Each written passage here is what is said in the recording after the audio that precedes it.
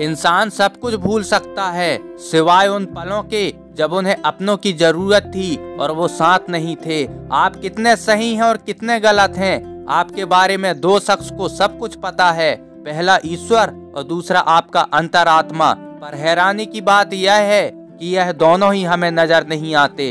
ये कोई मायने नहीं रखता कि आप किसे प्यार करते हो, कब प्यार करते हो, कहाँ प्यार करते हो, क्यों प्यार करते हो और कैसे प्यार करते हो। केवल मायने यही रखता है कि आप उसे प्यार करते हो। रिश्ते वो नहीं जिसमें रोज बात हो, रिश्ते वो नहीं जिसमें रोज साथ हो, रिश्ते तो वो हैं जिनमें कितनी भी दूरियां हो, दिल में हमेशा उनकी याद हो। मुझे क्या हक है किसी को मतलबी कहूँ, मैं तो खुद रब को मुसीबतों में याद करता हूँ।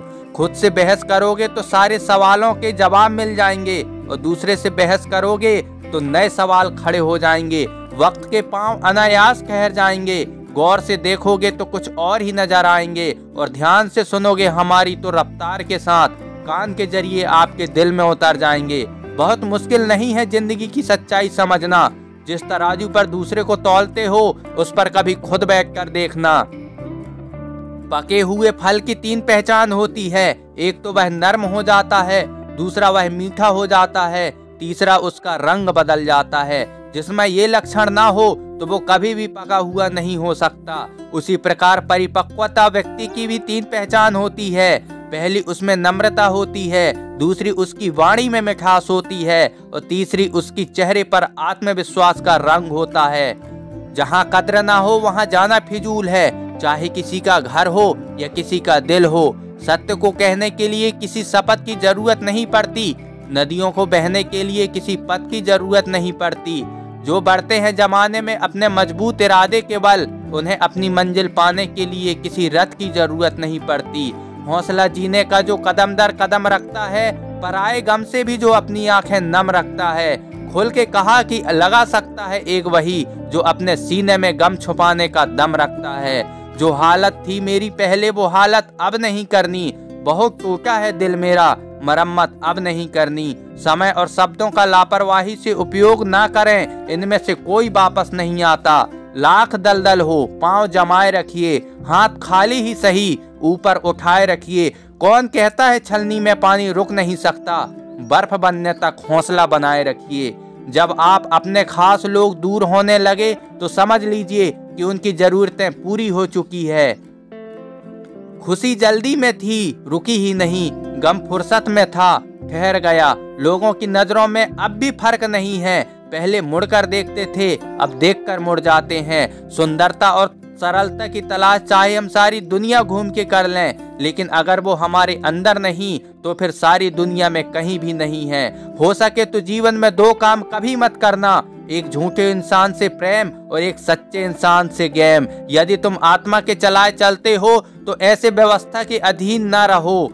आप हमेशा इतने छोटे बनिए कि हर व्यक्ति आपके साथ बैठ सके और आप इतने बड़े बनिए कि जब आप उठें तो कोई बैठा ना रहे। जिंदगी में दो लोगों से हमेशा दूर रहे, एक बिजी और दूसरा घमंडी, क्योंकि बिजी अपने मर्जी से बात करेगा और घमंडी अपने मतलब से बात करेगा। न तेरी शान कम होती न तेरा रुतबा घटा होता, जो गुस्से में कहा है वही हंस के कहा होता। रिश्ते अंकुरित होते हैं प्रेम से, जिंदा रहते हैं संवाद से, महसूस होते हैं संवेदनाओं से और जिए जाते हैं दिल से। मुरझा जाते हैं गलत फहमियों से और बिखर जाते हैं अहंकार से।